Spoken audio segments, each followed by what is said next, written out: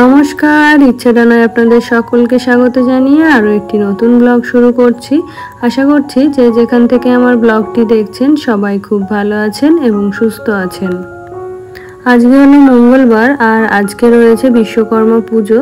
তো সকাল সকাল উঠে সেই জন্যই আর কি পুজোটা কমপ্লিট করে নিচ্ছি। আর এদিকে কিন্তু আমাদের বাইক, কার আর সাইকেলগুলো এগুলো কিন্তু কিছুই ধোয়া হয়নি, কারণ হাজব্যান্ড সকালে যেহেতু অফিসে যায় সেই জন্য এই গাড়ি টাড়ি এগুলো আর কিন্তু কিছু পরিষ্কার করা হয় না। তো এই অপরিষ্কার করা গাড়িতেই একটু মালা আর চন্দন পরিয়ে দিচ্ছিলাম। তো ছেলেও ভীষণ বায়না করে, ওর যেহেতু একটা সাইকেল রয়েছে তো সেই সাইকেলে মালা পরাতে হবে, টিপ পরাতে হবে। তো সেই মতো করে আগের দিন আর কি হাজব্যান্ডকে দিয়ে একটু মিষ্টি, ফুল এগুলো সব আনিয়ে রেখেছিলাম, তো সেই কাজটাই করে নিচ্ছি। আর এদিকে কিন্তু এখনো সকালের ব্রেকফাস্টটা তৈরি করা হয়নি, তো হাজব্যান্ডও ওদিকে রেডি হচ্ছে। আর আমি এগুলো কমপ্লিট করে গিয়েই তারপরে আর কি রান্নাটা বসাবো। তো তারপরে আবার বাবাইয়ের আজকে স্কুল ছুটি, ওর তো স্কুল নেই, তো সেই জন্য চাপটা একটু কম।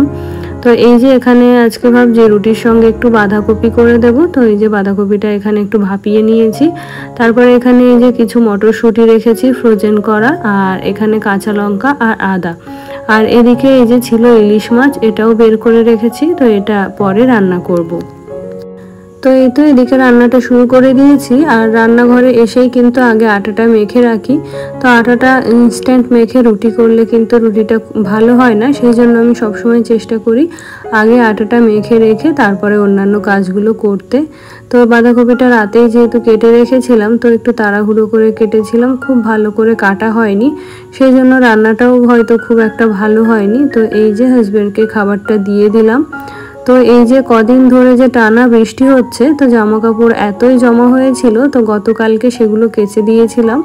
তো কেচে তো দিয়েছি, এবার মেলার তো জায়গা নেই, না মেললে এগুলো মেশিনে থেকে গন্ধ হয়ে যাবে। তো টেম্পোরারি এরকম একটা দড়ি টানিয়ে নিয়েছিলাম ঘরের মধ্যে। তো রাতের বেলা এখান দিয়েই সব দিয়ে রেখেছিলাম। আর আজকে দেখি সকালবেলা খুব রোদ্দুর বেরিয়েছে, তো সেই জন্যই আর কি হাজব্যান্ড বেরিয়ে যাওয়ার পরে আর কি জামা কাপড় সমস্ত কিছু নিয়ে ছাদে চলে এলাম। এগুলো এখন মেলে দিলে একদম কড়কড়ে হয়ে শুকিয়ে যাবে। তো এইরকম রোদ দেখে সত্যি কাচাকুচি করতেও যেমন ভালো লাগে, তেমন অন্যান্য কাজকর্ম করতেও কিন্তু ভীষণ ভালো লাগে। আমার মনে হচ্ছিল ঘরে যে সমস্ত শাড়ি, জামা কাপড় রয়েছে সেগুলো বের করে রোদ্দুরে দিই, কিন্তু এই যে যেহেতু আগের দিনের কাঁচা জামা কাপড়গুলো অনেক রয়েছে, তারপরে এখনও কিন্তু বাথরুমে না কাঁচা জামা কাপড়ও অনেক রয়েছে, তো সেই জন্য আর কি সাহস করে ঘরের জামা কাপড় রোদ্দুরে দিতে পারলাম না। তো এইগুলো একবারে শুকিয়ে ঘরে তুলে নিই, তারপরে আস্তে আস্তে অল্প অল্প করে আলমারিতে আমার যত শাড়ি, জামা কাপড় আছে তো সেগুলো একদিন সময় করে রোদ্দুরে দেব। তো এই যে ভাত আর ডালটা বসিয়ে দিয়ে গেছিলাম, ওইদিকে ভাতটা কিন্তু নামিয়ে ফেলেছি, আর এদিকে ডালটাও সেদ্ধ হয়ে গেছে। তো ডালটা এখন ফোড়ন দিয়ে নেব, তার আগে রান্নাঘরটা একটুখানি গোছগাছ করে নিই। তো এই যে ভাতটা নামিয়ে ভাতের হাঁড়িতে যেহেতু একটু ফ্যান ট্যান লাগে, তো সেগুলোই মুছে রাখছি, নাহলে কিন্তু এগুলো ভীষণ বাজে লাগে দেখতে। তো এই কাজটা আগে করে তারপরে অন্যান্য কাজগুলো করব। তো এই যে ডালটা নামিয়ে নিলাম, ডালটা এখনো ফোড়ন দেওয়া হয়নি, তো ডালটা ফোড়ন দেব তার আগে এদিকে একটু ভ্যাপার রেডি করব, কারণ সকালবেলা ঘুম থেকে উঠেই বাবায়ের প্রচণ্ড হাঁচি হচ্ছে। তো ওকে ভ্যাপারটা দিলে কি হয়, ওষুধ ছাড়াই আর কি হাঁচিটা ভালো হয়ে যায়। তো যেদিন ওর সকালবেলা দেখি খুব হাঁচি হচ্ছে বা অন্যান্য সময় যখন ওষুধটা দেওয়া সম্ভব নয়, তখন আর কি আমি ওকে ভ্যাপারটা দিই, তাহলে ওর হাঁচিটা একেবারেই কমে যায়। তো এই যে ওদিকে ভাত ডাল হয়ে গেছে, আর এদিকে এই যে রান্নাটাও বসিয়ে দিলাম। তো আজকে করব ইলিশ মাছ দিয়ে আলু বেগুন দিয়ে একটা তরকারি। তো এদিকে রান্নাটা বসিয়ে দিয়েছে, আর এখানে ভ্যাপারটাও রেডি হয়ে গেছে। তো বাবা এখানে একটু ভ্যাপার নিচ্ছিল, তো ভ্যাপারটা দিয়ে দেখেছি অনেক ভালো কাজ দেয় কিন্তু।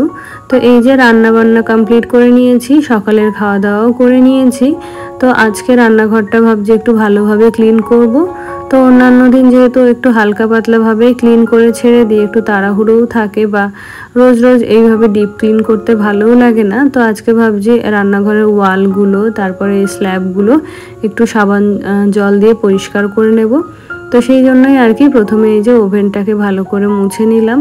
তো যেহেতু রান্নার সময় সবসময় এখানে দাঁড়িয়ে থাকা সম্ভব হয় না, তো সেই জন্য একটু ভাতের ফ্যান বা ডালের ফ্যান এগুলো উপচে পড়ে, তো সেইগুলো পড়েই একটু ওভেনটা বেশি নোংরা হয়ে যায়।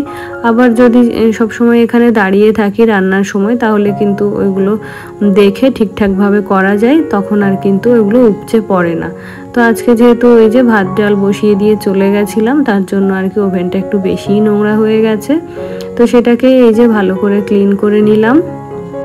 তো আমাদের বাঙালিদের যেহেতু অনেক হেভি রান্না বাড়া হয় আর কি, অনেক তেল মশলা দিয়ে রান্না হয়, অনেক গ্রেভিওয়ালা তরকারি রান্না করা হয়, তো সেই জন্যই আর কি রান্নাঘরটা কিন্তু খুব তাড়াতাড়ি বড্ড বেশি নোংরা হয়ে যায়। তো সেই জন্য আমরা যদি ঠিকঠাক টাইমে রান্নাঘরটা ক্লিন না করি, তাহলে কিন্তু পরে গিয়ে ক্লিন করতে গিয়ে একটু টাফ হয়ে যায়।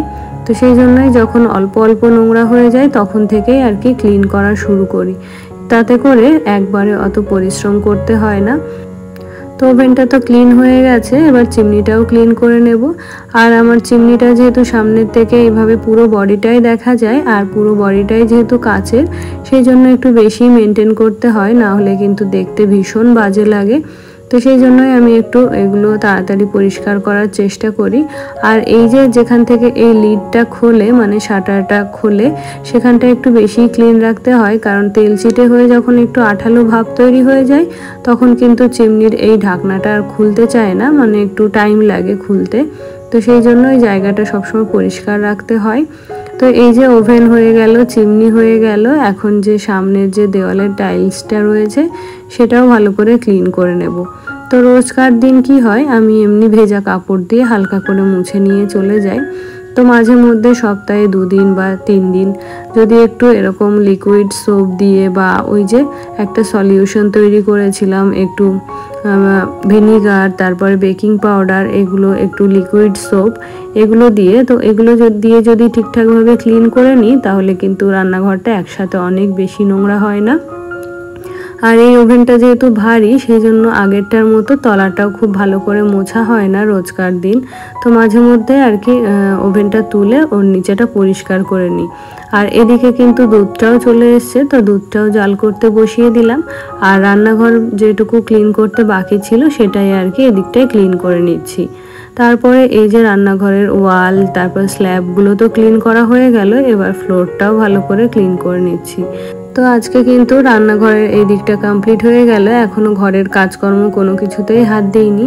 ওই যে আগে স্নান করে পুজোটা দিয়ে নিয়েছি, তারপরে আর কি রান্নাঘরে চলে এসেছি।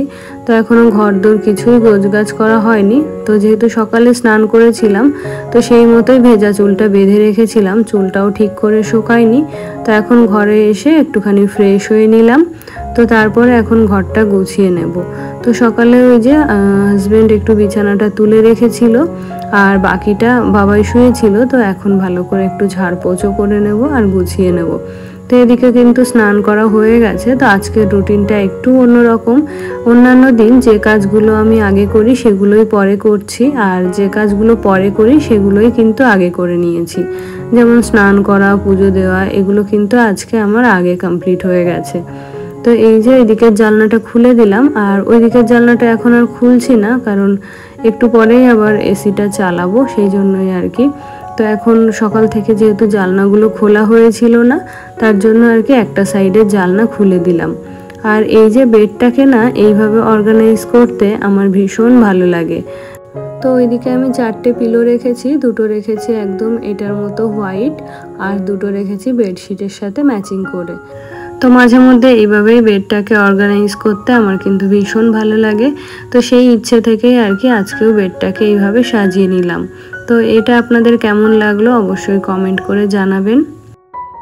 তো বেডটা তো গোছানো হয়ে গেছে, এখন এই যে ফার্নিচারগুলো একটু ডাস্টিং করে নেব। তো বিছানাটা পরিষ্কার হয়ে গেলে মনে হয় অর্ধেকের বেশি কাজই করে ফেলেছি। তো সেই জন্যই আগে বিছানাটা ক্লিন করলাম, এখন এই যে ফার্নিচারগুলো মুছে নেব। যদিও এগুলো মোছাই আছে, ঘরটা অন্যান্য দিনের থেকে আজকে অনেকটাই গোছানো। তো খুব একটা পরিশ্রম করতে হচ্ছে না, ওই হালকা করে একটু গুছিয়ে নিলে হয়ে যাবে। তো সামনে যেহেতু পুজো, তাই চেষ্টা করছি এখন থেকে অল্প অল্প করে সমস্ত কিছু ক্লিন করে রাখার। তো আজকে যেমন কিচেনটা করলাম, যদিও পরেও আবার কিচেনটা করতে হবে। তো এই যে ঘর বাড়ি, তো আমার বেডরুমটা তো কিছুদিন আগেই সব কিছু রিঅ্যারেঞ্জ করা হয়েছে, তো সেই জন্য খুব একটা ধুলোবালি নোংরা নেই। তো আস্তে আস্তে ভাবছি বাড়ির অন্যান্য জায়গাগুলো ক্লিন করে নেব। তো বেডরুমটা ক্লিন হয়ে গেছে, এখন চলে এলাম এই যে লিভিং এরিয়াতে। তো এই সোফাগুলো ভালো করে ঝেড়ে মুছে রেখে দেব। তো আগে যে ফুল কাভারেজ কাভারটা ছিল, ওটা কিন্তু কিছুদিন পরেই পরিয়ে দেব। তো এটা যেহেতু নতুনই পেতেছি, তো এটা ভাবছি একবার একটু নোংরা হয়ে যাক, তারপরে আর কি তুলবো, মানে তুলে কাচবো। তো সেই জন্য এটা কিছুদিন ইউজ করে নেব, তারপরে এটা তুলে দিয়ে আবার সেই ফুল কাভারেজ যে কাভারগুলো ছিল ওগুলোই পরিয়ে দেবো। তো এখন ঘড়িতে ওই 1টা মতো বাজে, আর এই 1টার মধ্যেই কিন্তু আমি আমার সমস্ত কাজই কমপ্লিট করে নিলাম। তারপরে সকাল থেকে কি হয়েছিল, লোডশেডিং ছিল। তো সেই সময় অ্যাকোয়াগার্ডে জলটাও ছিল না, আর সেই জন্য জলের বোতলগুলোও ভরা হয়নি। তো এখন ভাবছি জলের বোতলগুলো ভরে জায়গা মতো রেখে দিই। তো এই যে জলের বোতলগুলো এখানে গুছিয়ে রেখে দিচ্ছি। আর আজকে ভাবছি ফ্রিজটা একটু বাইরে থেকে ক্লিন করব। যেহেতু রান্না করার সময় হাত দেওয়া হয় বা বিভিন্ন সময় নোংরা হাতে হাত দেওয়া হয়, তার জন্য ফ্রিজের বডিটা একটু নোংরা হয়ে গেছে। আর যেহেতু এটা কালো রঙের, সেই জন্য নোংরাটা যেন একটু বেশিই বোঝা যায়। তো আজকে এই যে বাইরে এটা ক্লিন করে নিচ্ছি, পরে একদিন সময় করে ফ্রিজের ভিতরটা ভালো করে ক্লিন করে নেব। তো বন্ধুরা, আজকের ভিডিওটি তবে এখানেই শেষ করছি। দেখা হচ্ছে আর একটি নতুন ভিডিওর সাথে। ততক্ষণে আপনারা সবাই ভালো থাকবেন, সুস্থ থাকবেন। ধন্যবাদ।